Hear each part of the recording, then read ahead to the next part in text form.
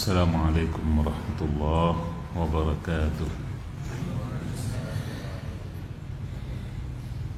Innal hamdalillah nahmaduhu wa nasta'inuhu wa nastaghfiruh wa na'udzu billahi min shururi anfusina wa sayyiati a'malina.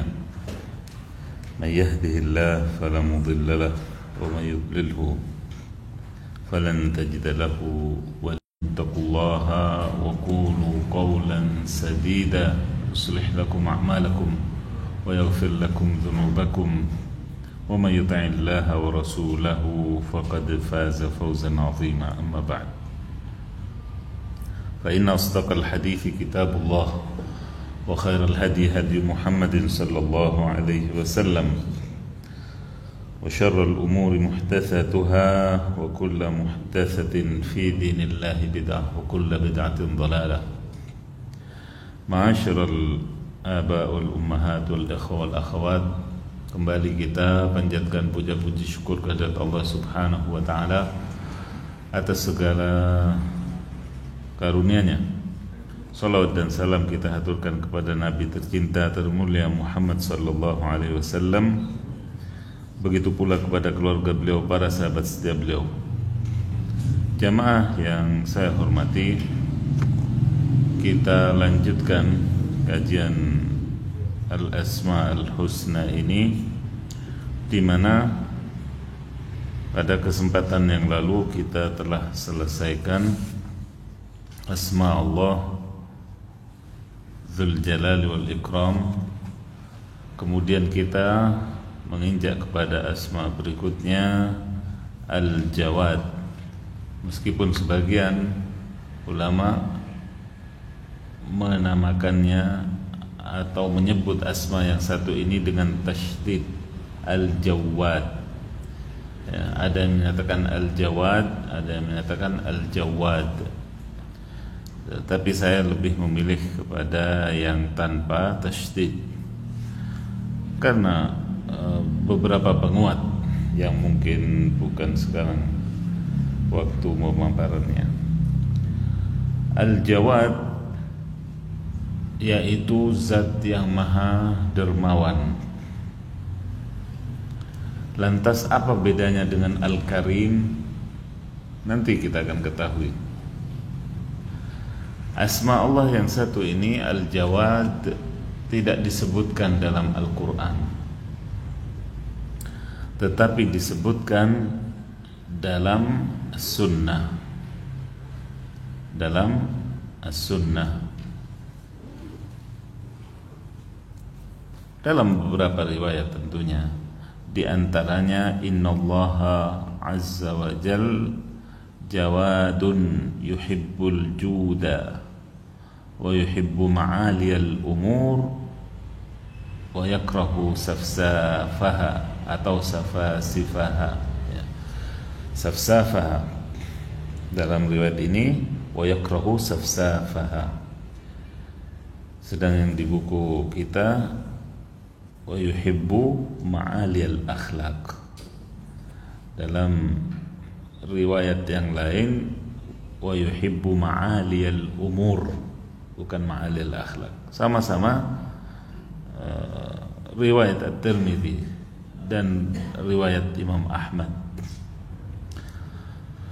Sesungguhnya Allah Maha Dermawan dan mencintai akhlak yang tinggi, ma'alil umur, mencintai akhlak yang tinggi, serta membenci watak yang rendah, sifat-sifat yang rendah.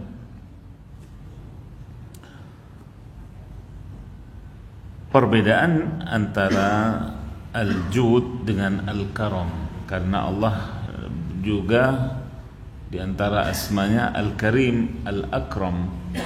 Allah itu maha juga loman atau dermawan. Lantas apa bedanya antara dua nama ini, Al-Jud dengan Al-Karam? Pakar bahasa menyatakan bahwasanya al-jud itu huwa tasammuh bisyai'i wa kathratul 'ata,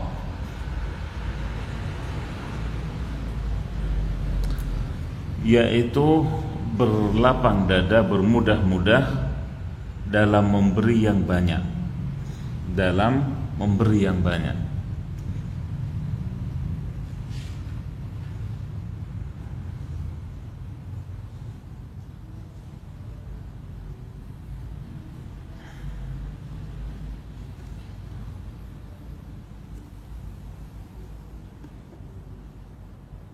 Atau itu secara bahasa, secara istilah ifadatu ma yanbaghi la li'iwadin wa la li gharb, memberi faedah tanpa pamrih atau tujuan, memberi faedah tanpa ganti rugi, iwad, ataupun gharad, ataupun tujuan. Bila seseorang memberi sesuatu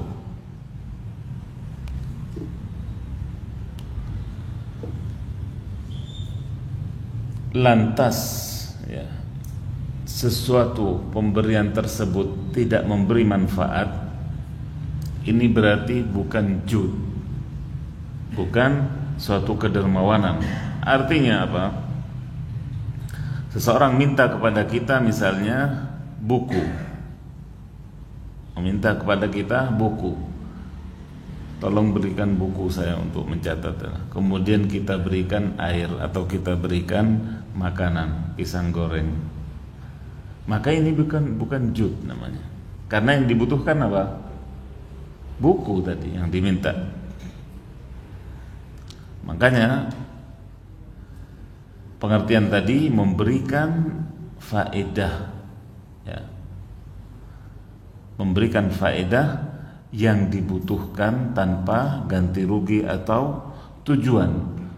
Memberinya bukan juga karena pamrih. Oh, nanti kalau saya kasih orang ini kemudian usahanya berkembang, ini bukan jud namanya. Ada tujuan di balik itu, ada keinginan sesudahnya, entah sebulan ke depan, entah setahun ke depan, dan seterusnya. Maka ini bukan jud, karena memberinya dengan pamrih, dengan juga apa? Gharad, dengan ada maunya, dengan ada maunya. Baik, pemberian Allah Subhanahu wa ta'ala kepada makhluknya tanpa ganti rugi, tanpa pamrih, juga tanpa tujuan. Ada yang dapat memberi sesuatu kepada Allah dari manusia, dari jin? Tidak ada. Ya. Kita semuanya mendapatkan kenikmatan, mendapatkan karunia dari Allah, sedang kita tidak bisa memberi apapun kepada Allah. Itulah makna jud bagi Allah Subhanahu wa ta'ala. Bahkan begitu dermawannya Allah Subhanahu wa ta'ala, ini perbedaannya dengan karam, dengan al-karim. Kalau al-jud, kedermawanan Allah itu diberi tanpa diminta, bahkan tanpa kita meminta. Pemberian tanpa diminta itulah jud. Sedangkan pemberian bila diminta itulah karam. Itulah karam. Sedang Allah memberi kepada hambanya baik diminta ataupun tidak. Makanya Allah itu jawad, makanya Allah itu karim. Karena Allah memberi kepada hambanya, sekali lagi, baik diminta ataupun tidak diminta, ya. Banyak hal yang kita tidak minta kepada Allah, kemudian Allah berikan. Contohnya hidup atau umur yang berkah, umur yang panjang. Apakah semua dari kita meminta itu kepada Allah? Kadang-kadang banyak lupanya, tapi Allah kasih. Itulah jud bagi Allah Subhanahu wa ta'ala, kedermawanan tanpa didahului permintaan. Tapi tidak jarang pula Allah mengabulkan permintaan kita, doa kita. Itulah karam dari Allah. Itulah sebabnya Allah bernama Al-Karim, Al-Akram. Bahkan Allah memberi di atas apa yang diminta oleh hambanya, ataupun bahkan apa yang di atas khayalan hamba tadi.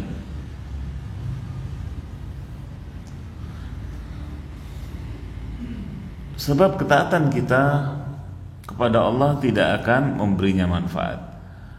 Kemaksiatan hamba kepada Allah juga tidak memberikan mudarat. Tidak ada maslahat ataupun manfaat yang diharapkan dari hamba ketika Allah memberi. Ya. Bahkan tambahan untuk makna jud ini, bahwasanya Allah ketika memberi bukan hanya sebelum diminta oleh hamba, bahkan kelayakan hambanya ini pun juga tidak diperhitungkan oleh Allah. Kalau kita memberi sesuatu kepada orang, kita mungkin berpikir manfaat tidak ini pemberian ini kepada orang itu apa tidak. Tapi Allah Subhanahu wa ta'ala, karena dia Jawadun Al-Jawad, maka Allah memberi baik yang layak ataupun tidak. Orang kafir sekarang, layakkah dia diberi makan minum? Sebenarnya kalau ukuran kita tidak layak, karena dia tidak menyembah Allah. Dia kufur, ingkar kepada Allah. Dia tidak pernah sholat, dia tidak pernah puasa, dia yang tidak layak. Tapi Allah kasih hidup, Allah kasih bahkan kenikmatan lebih dari kita sebagai ujian bagi kita. Orang kafir, negara-negara kafir, ekonominya lebih makmur, ya, ininya lebih maju itunya, dan perangkat dunia yang lainnya. Padahal mereka tidak berhak, karena mereka tidak pernah sujud kepada Allah. Karena mereka tidak pernah bertasbih, bertahmid, bertakbir, tidak pernah. Tapi karena Allah Jawadun, maka Allah kasih. Mereka tidak minta, mereka juga tidak berhak, tidak layak, tapi Allah kasih. Itulah makna jud bagi Allah. Itulah makna daripada asma Allah Al-Jawad. Naam.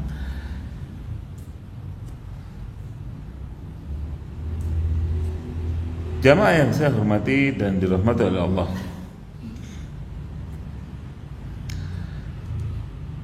kedermawanan Allah Subhanahu wa ta'ala itu juga terwujud dalam kebaikan-kebaikan yang ada pada diri kita, dalam nikmat-nikmat yang ada pada diri kita. Begitu pula pemberian-pemberian yang tidak mungkin kita hitung satu persatu. Kesehatan kita, keimanan, keislaman kita sebelum itu, kemudian kesehatan kita, kemudian makan minum kita, kemudian ya hal-hal yang lainnya, semuanya itu sekali lagi adalah semata-mata karena al-jud, kedermawanan dari Allah Subhanahu wa ta'ala. Padahal di antara kita ada yang sholatnya telat-telat, subuhnya kesiangan, ininya banyak kekurangan yang kita perbuat. Tetapi karena jud Allah Subhanahu wa ta'ala, maka Allah berikan itu dengan cuma-cuma, ya, dengan cuma-cuma. Lantas bagaimana ya, jatah atau bagian kedermawanan Allah bagi seorang mukmin, bagi seorang mukmin? Yang utama dan pertama tentunya kedermawanan yang dicontohkan oleh Rasul sallallahu alaihi wasallam. Dalam banyak hadis disebutkan bahwasanya kana Nabi sallallahu alaihi wasallam ahsanan nas, ajwadan nas, ashja'an nas, wa laqad fazi'a ahlul madinata dzata lailah. Kata Anas, ya, afwan, di sini riwayat Ibnu Abbas. Kata Ibnu Abbas, Nabi kita alaihi salatu wassalam adalah sebaik-baik manusia, paling dermawannya, paling pemberaninya. Suatu ketika penduduk kota Madinah, yaitu di suatu malam, bangun dengan ketakutan. Bangun dengan ketakutan karena suara. Fantalaqan nas qibala as-saut. Karena suara yang gemuruh, entah itu seperti apa, detak kuda ketika berlari kencang, ya. Fastaqbalahumun nabiyyu sallallahu alaihi wasallam qad sabaqan nas ila as-saut. Maka orang-orang bergegas, ya, para lelakinya, para pejuang atau yang biasa turun ke medan jihad, mereka juga keluar rumah untuk mendekati atau sumber suara tersebut, untuk keluar mengecek suara apakah itu. Ternyata Nabi alaihissalam sudah mendahului mereka. Ini pertanda apa? Kesiagaan Nabi kita juga alaihissalam, dan juga keberanian beliau. Sedang, ya, beliau berkata kepada para sahabatnya, lam tura'u. Tenang, jangan takut, jangan gelisah. Wa huwa ala farasin li Abi Talha uriyin ma alaihi siraj. Sedang beliau di atas kudanya Abu Talha yang polos, tidak ada pelananya. Ini pertanda juga apa? Kemahiran Nabi kita mengendalikan kuda dan mengendarai kuda, ya. Karena, ya, untuk menunggang kuda tanpa pelana itu juga butuh kemahiran tingkat level, ya, yang cukup tinggi. Nabi mendahului para sahabat sedang beliau, ya, menunggang kuda sahabat Abu Talha tanpa pelana, fi unuqihi saif. Sedang juga beliau memegang pedang. Jadi pakai tangan satu mengendalikan kuda tanpa pelana. Kemudian laqad wajadtuhu bahran, kata Ibnu Abbas, dan aku mendapati beliau itu seperti lautan. Maksudnya apa?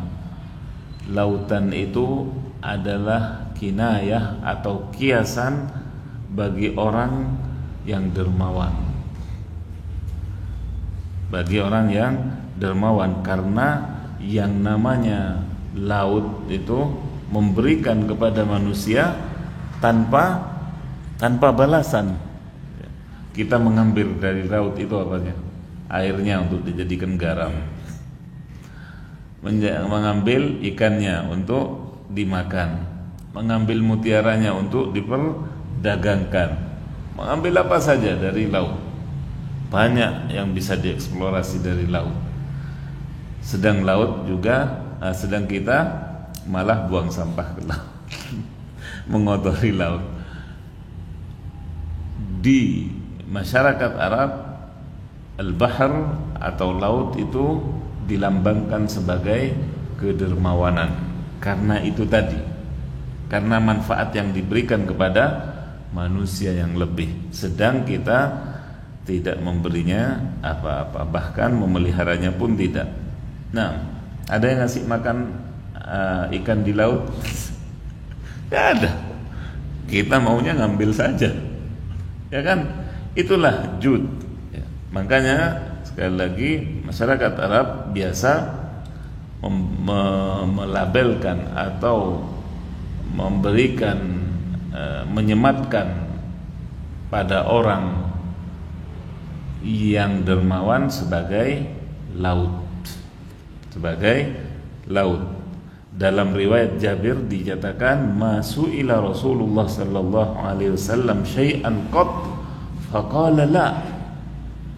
Rasulullah itu tidak pernah sama sekali qat di sini.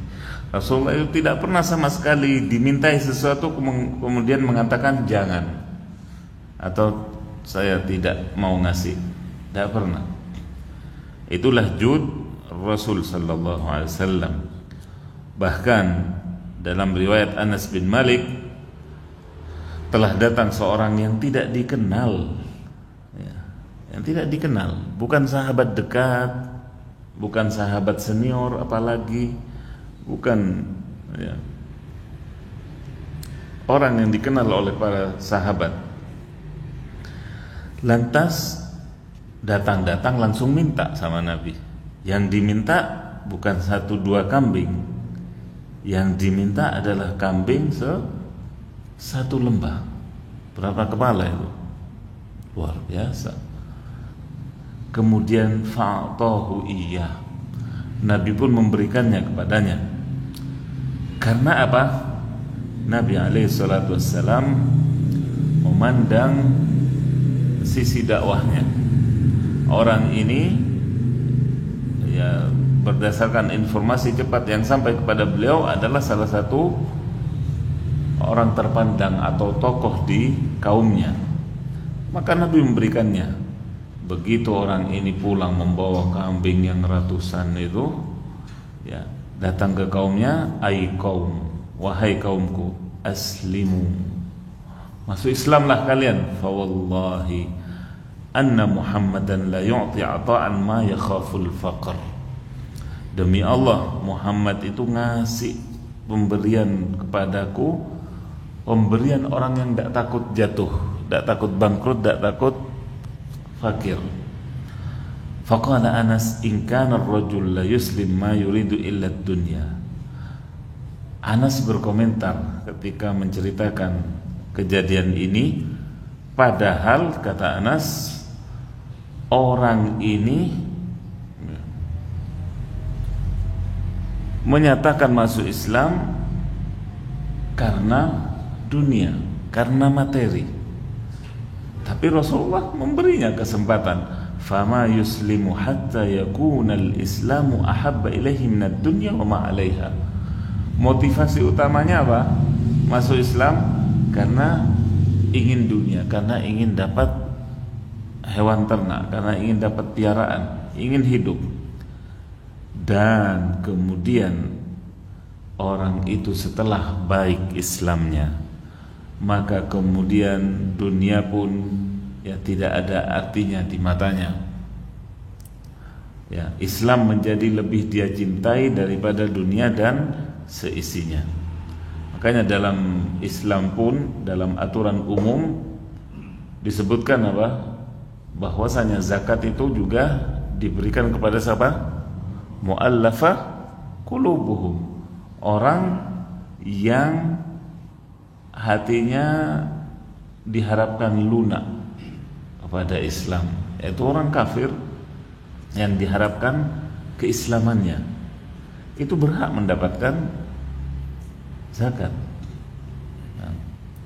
Berhak mendapatkan zakat untuk apa? Untuk melunakkan hatinya, sebagaimana Nabi contohkan di sini.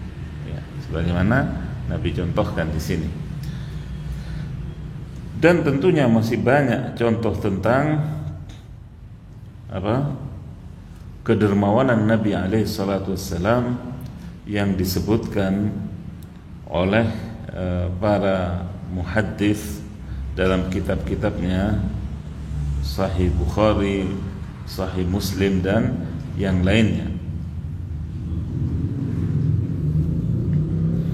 Bahkan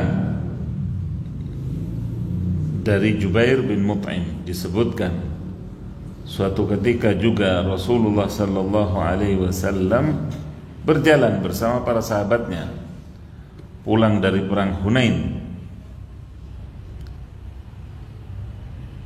Ketika Nabi sibuk membagikan harta ghanimah. Datanglah orang yang tidak dikenal sambil menyeret atau menarik surban Rasul sallallahu alaihi wasallam, mau minta bagian. Ya, sudah minta, maksa, nyakiti lagi Nabi alaihi wasallam. Atuni ridai. Nabi dengan santai mengatakan kepada para sahabatnya, kembalikan selendangku. Andai aku memiliki lebih dari harta rampasan ini, laqasamtuhu bainakum, tentu aku bagikan secara merata kepada kalian. Thumma la tajiduni bakhilan wala kadzuban wala jabanan. Sungguh kalian tidak akan mendapati diriku sebagai orang yang bakhil, yang kikir, ataupun dusta, ataupun penakut. Sementara dalam Sahih Muslim juga disebutkan bagaimana datang kepada beliau seorang majhudun ay ja'i'un wa alamma bihi syai'an min su'il 'aish fa arsala ila ba'di nisa'ihi. Datang seorang yang kelaparan karena kehidupannya yang parah, ekonominya yang parah. Lantas beliau menyuruhnya untuk menemui beberapa istrinya satu persatu. Ya. Yang pertama mengatakan tidak ada apa-apa di rumah, yang ada tinggal air. Yang kedua begitu pula, kalau ada orang ke rumah kita sekarang, yang ada hanya air, mustahil. Allah, ketika kita membaca hadis-hadis semacam ini, maka hendaklah kita malu kepada Nabi alaihissalam.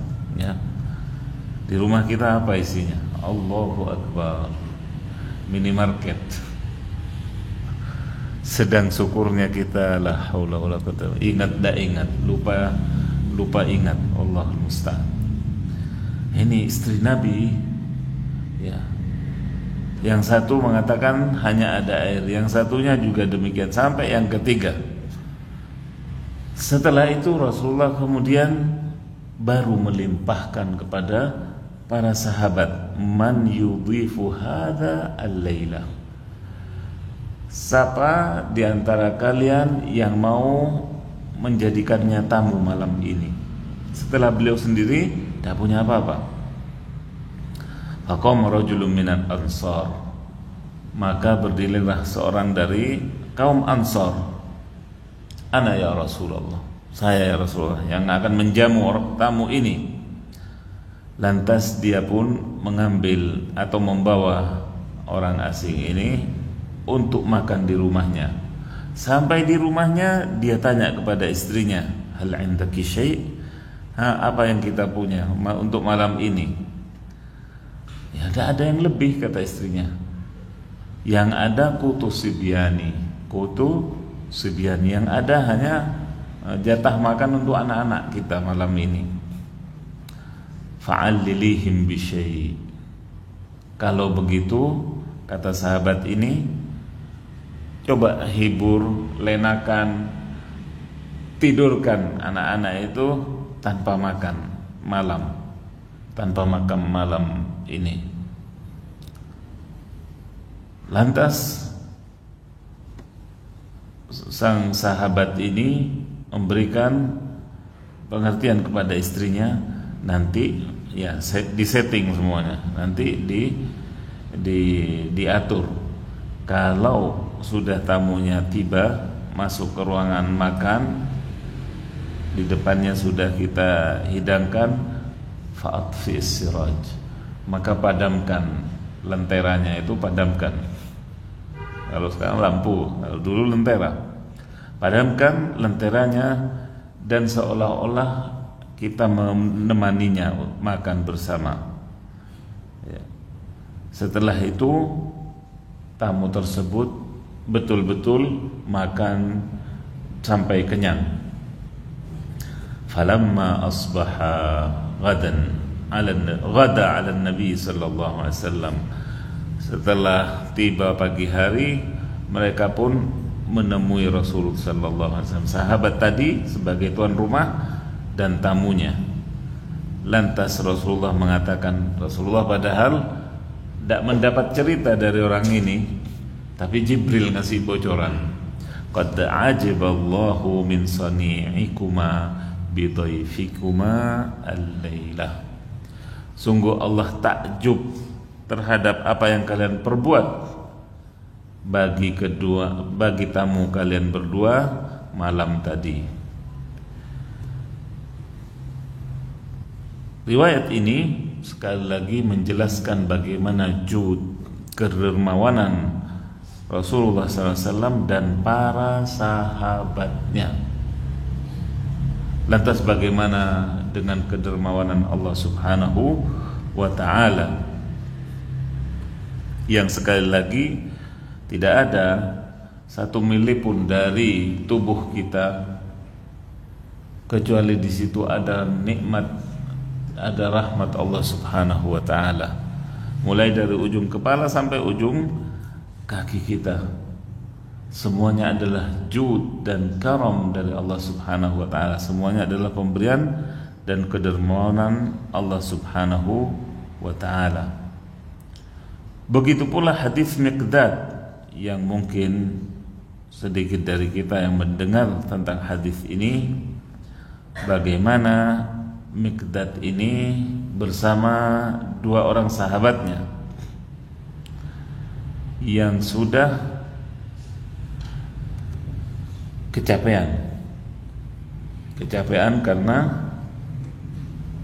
lapar, karena bekerja seharian, karena tidak ada yang masuk ke perutnya, sampai mereka menawar-nawarkan diri kepada para sahabat Rasulullah sallallahu alaihi wasallam.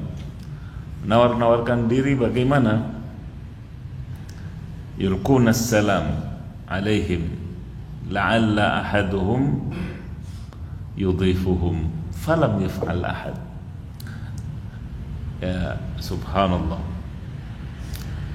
Miqdad dan dua sahabatnya ini menyapa beberapa sahabat. Assalamualaikum, waalaikumsalam.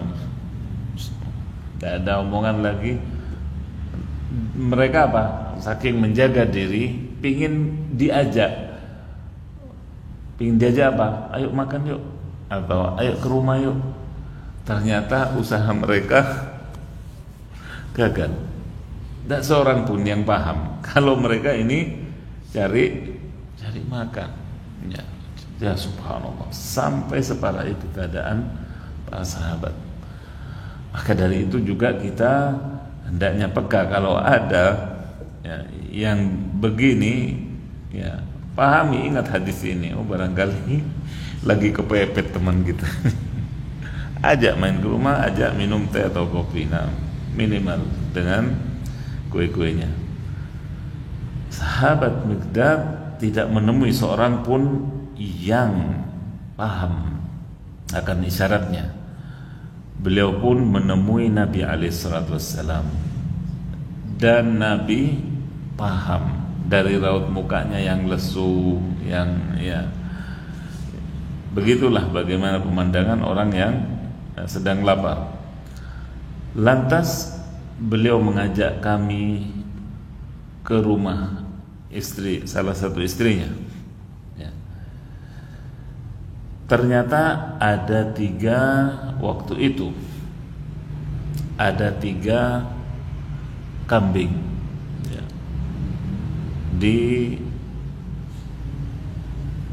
rumah Nabi alaihissalam. Ihtalibu hadzal laban bainana. Nabi mengatakan kepada 3 sahabatnya ini, Miqdad dan 2 sahabatnya, perahlah kambing ini, kita minum darinya.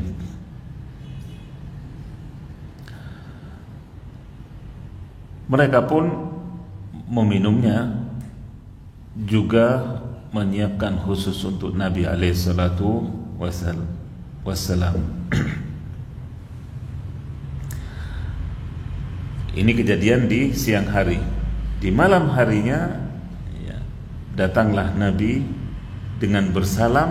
Nah, ini ciri salamnya Nabi. La yuqidhu na'iman wa la yusmi'ul yaqadhan. Salamnya Nabi itu tidak membangunkan orang yang tertidur, tetapi didengar oleh orang yang terjaga. Artinya tidak uraan.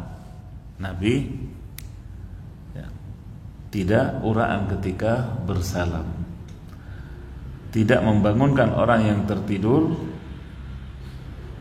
tetapi mendengarnya orang yang sedang terjaga. Kemudian beliau datang ke masjid dan memimpin sholat. Karena sholat isya di awal-awalnya itu agak malam. Azannya di awal waktunya, tapi sholatnya mungkin 1 jam sesudahnya atau lebih ya.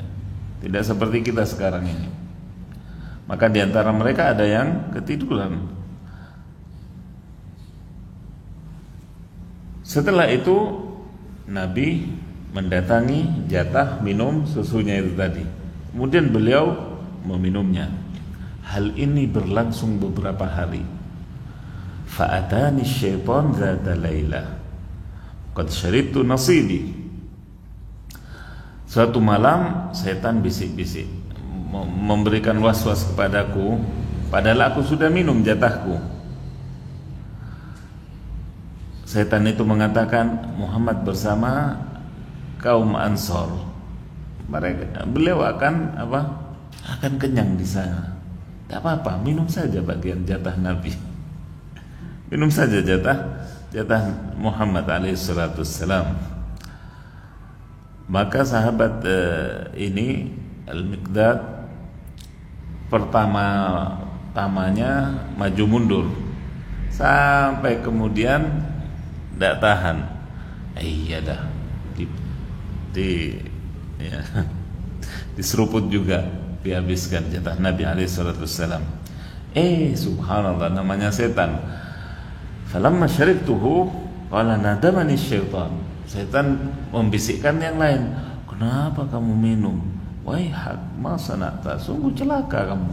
Gimana kalau Nabi nanti datang terus mendapat jatahnya, kemudian mendoakan kamu? Bayangkan tadi diiming-imingi, didorong-dorong untuk meminumnya. Sekarang setelah diminum ditakut-takuti, ya ilaha illallah. Bayangkan, sekarang ditakut-takuti akan doa Nabi. Fayad'u 'alaika fatahlak. Lantas Nabi bisa marah kemudian mendoakanmu celaka, kamu akan celaka, binasa. Ya. Fatazhab dunyak wa akhiratak. Bahkan subhanallah, nakut-nakutinya juga lumayan ini, sehingga duniamu hangus, akhiratmu juga begitu. Allah. Setelah itu ya, padahal sahabat Miqdad ini menunggu Nabi untuk minta maaf, tapi Nabinya tidak datang-datang. Rupanya di malam itu cukup dingin, sehingga beliau berusaha menyelimuti seluruh tubuhnya. Ternyata ketika kepalanya juga diselimuti, kakinya yang terbuka. Ketika kakinya yang diselimuti, kepalanya terbuka. Ini juga pertanda betul-betul kehidupan yang mendesak atau mepet yang dialami oleh sahabat Al-Miqdad. Lantas Nabi alaihissalam datang dan bersalam sebagaimana kebiasaan beliau bersalam. Lantas masuk masjid dan sholat. Setelah sholat baru Nabi mendatangi tempat yang biasa ditaruh di situ minumannya. Fakashafa anhu falam yajid fihi syai'an. Ketika tempat makanan itu disingkap, karena ditutupi, tidak ketemu tidak didapati susunya. Farafa'a ra'sahu ila sama. Lantas Nabi mengangkat kepalanya ke langit berdoa. Maka Mikdad ngintip dari balik sarungnya itu. Waduh, sekarang bakal mendoakan saya celaka, kata Mikdad. Subhanallah. Al-an yad'u alayya fa'uhlak. Ya. Faqala Allahumma at'im man at'amani wasqi man asqani wa asqi man asqani. Ternyata doa Nabi, ya Allah, berikan makan orang yang memberiku makan dan berilah minum orang yang memberiku minum. Kebaikan. Fa'amadtu ila syamla fasyadtuha alayya. Ya. Kemudian Mikdad bergegas memperbaiki bajunya karena bangun tidur. Kemudian dia mendatangi kambing yang biasa diperah, yang mana yang paling gemuk ya, untuk saya sembelih. Ternyata karena menyangka jatah susunya habis, ternyata 3 dari kambing tersebut ya, kantong susunya penuh. Maka dengan cepat Mikdad memerah kambing tersebut dan sampai memenuhi wadah yang biasa dipakai. Kemudian beliau Mikdad mendatangi Rasulullah sallallahu alaihi wasallam. Lantas Rasulullah bertanya, "Asyaribtum syarabakumul lailah?" Meski demikian Nabi butuh. Nabi masih bertanya, "Lah, kau sudah makan jatahmu wahai Mikdad?" Nabi tidak memikirkan dirinya. Beliau bertanya dulu sahabatnya sudah meminumnya atau belum. Lantas Mikdad katakan, "Ishrab." Mikdad tidak menjawab, tapi silakan minum wahai Rasulullah. Setelah minum 1 kali dikasih lagi, sampai kira-kira Nabi selesai dari minumnya. Lantas Mikdad berharap mendapatkan barakah dari doa Nabi tadi, agar Allah memberinya makan dan memberinya minum. Sedang kata Mikdad, aku tertawa sampai terpingkal, hatta ulqitu ilal ard. Karena apa? Karena Nabi tidak menanyakan, selamat tidak ditanya sama Nabi. Padahal aku sudah menghabiskan jatah beliau. Bahkan Nabi tidak menanyakannya. Ketika Mikdad kembali ke posisi semula hendak tidur, maka tersingkaplah sedikit dari auratnya. Kemudian justru Rasulullah menegurnya karena masalah atau karena aurat yang tersingkap, bukan karena jatahnya yang dihabiskan, bukan karena hal-hal keduniaan. Demikianlah al-jud atau kedermawanan Rasulullah sallallahu alaihi wasallam.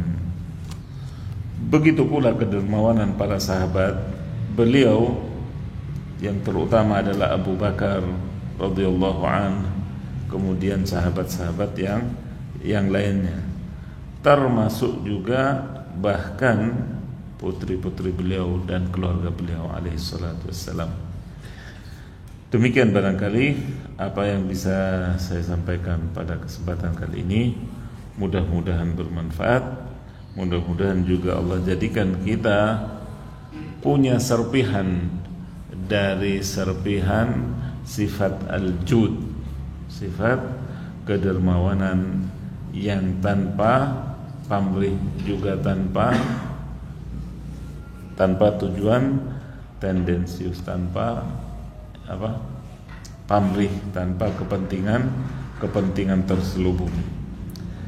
Saya akhiri majlis kita dengan doa kafaratul majlis. Subhanakallahumma wa bihamdik, asyhadu an la ilaha illa anta, astaghfiruka wa atubu ilaik. Terima kasih atas perhatiannya. Assalamualaikum warahmatullahi wabarakatuh.